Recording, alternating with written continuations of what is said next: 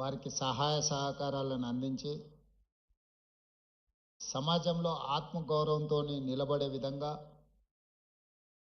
సమాజంలో వాళ్ళు ఎదుర్కొంటున్న సమస్యల్ని పరిష్కరించే విధంగా ఈనాడు 50 కోట్ల రూపాయలతోటి వాళ్ళకు పరికరాలను అందించడమే కాకుండా ఈరోజు సమాజం ఈ రాష్ట్ర ప్రభుత్వం ఒక మానవీయ కోణంలో పనిచేస్తుంది. మానవత్వంతో కూడుకున్న నిర్ణయాలు ఈ రాష్ట్ర ప్రభుత్వం తీసుకుంటుంది.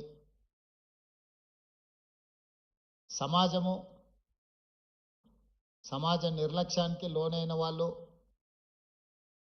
కుటుంబానికి భారంగా మేము మారినమేమో అని మానసికంగా దివ్యాంగులు కుంగిపోతున్న సందర్భంలో ఈ ప్రభుత్వం మీ పట్ల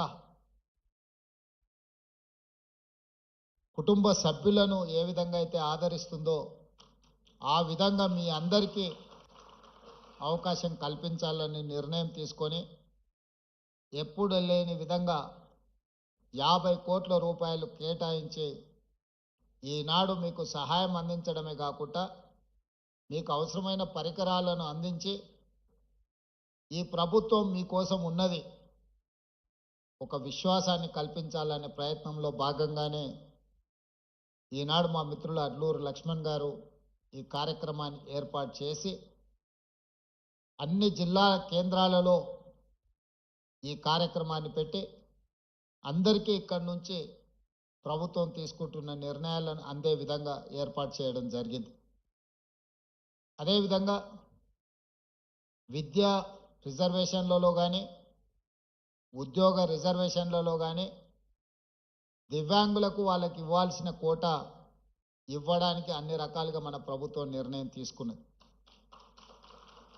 ఇదే కాకుండా దివ్యాంగులే పెళ్లి చేసుకుంటే ఆర్థిక సహాయాన్ని 2 లక్షల రూపాయలు ఇవ్వాల్సిందిగా రాష్ట్ర ప్రభుత్వం ఈరోజు నిర్ణయం తీసుకొని మిమ్మల్ని ప్రోత్సహించే విధంగా, అదేవిధంగా దివ్యాంగులను ఇతరులు పెళ్లి చేసుకున్నా కూడా ఆర్థిక సహాయాన్ని అందించడం ద్వారా ఈ సమాజంలో దివ్యాంగులకు ఈ సమాజం మమ్మల్ని నిర్లక్ష్యంగా చూస్తుంది, మా పట్ల ఈ సమాజానికి ప్రేమ లేదేమో, గౌరవం లేదేమో అనే అనుమానాన్ని దూరం చేయడానికి ఈరోజు ఈ కార్యక్రమాలు తీసుకోవడం జరిగింది. ఇవే కాకుండా ప్రభుత్వ నియామకాలలో అదేవిధంగా ఈ మధ్యకాలంలో క్రీడలలో కూడా దివ్యాంగులను రాణించే విధంగా పారా ఒలింపిక్స్లో మెడల్ సాధించిన ఒక అమ్మాయికి గ్రూప్ 2 ఉద్యోగం ఇచ్చి దివ్యాంగులు కూడా క్రీడలలో రాణిస్తే ప్రభుత్వ ఉద్యోగం వస్తుంది అని చెప్పి ఈరోజు మన ప్రభుత్వం నిర్ణయం తీసుకొని అన్నీ బాగున్నాయి. ఈరోజు సమాజంతో పోటీ పడడమే కష్టమైన పరిస్థితులు ఉన్నాయి. అత్యంత తీవ్రమైన పోటీ ఎదుర్కొంటున్న ఈ సందర్భంలో ఈ తీవ్ర పోటీ ఉన్న సమాజంలో దివ్యాంగులకు అవకాశాలు రావేమో అని బాధపడాల్సిన అవసరం లేకుండా అది విద్యలో కానీ ఉద్యోగాలలో కానీ క్రీడలలో కానీ దివ్యాంగులు ఏమాత్రం రాణించినా వాళ్ళని ప్రోత్సహించాలని చెప్పి ఈరోజు మా ప్రభుత్వం పనిచేస్తుంది. మీరందరూ ఆత్మస్థైర్యం కోల్పోకుండా ప్రభుత్వం కల్పించే అవకాశాలను సద్వినియోగం చేసుకొని జీవితంలో ఎదగాల్సిందిగా మీ అందరికీ సూచన చేస్తున్నా. మనందరికీ ముఖ్యంగా దివ్యాంగులకు ఒకరు స్ఫూర్తి ఈ ప్రాంతం నుంచి సూదిని జైపాల్ రెడ్డి గారు. ఈ దేశంలోనే ఒక మేధావిగా